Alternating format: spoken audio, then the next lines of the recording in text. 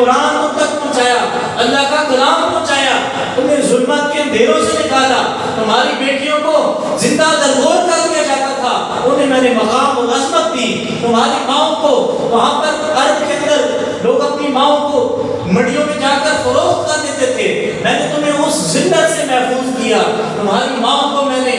جنت کا سربراہ اور جنت تمہارے ماؤں کی قدموں کے نیچے رکھ دی، تمہارے والدین کو، تمہارے باپ کو میں نے جنت کا دروازہ بنا دیا، تمہارے بچوں کو، تمہاری بیوی کو، تمہارے گھر والوں کو سب کے حقوق بتا کر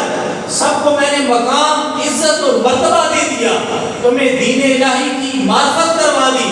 یہ سب کچھ کیا، لیکن میں تم سے اس پر کوئی اجر نہیں مانگتا، میں تم سے کوئی بدلہ نہیں مانگتا کہ اب تم اس کے بدلے میں یہ کرو۔ فرمایا کہ نہیں، لیکن ایک چیز ہے، اِلَّا الْمَوَدَّةَ فِي الْقُرْبَى، لیکن میری اہل قرابت کے ساتھ تم محبت اختیار کرنا۔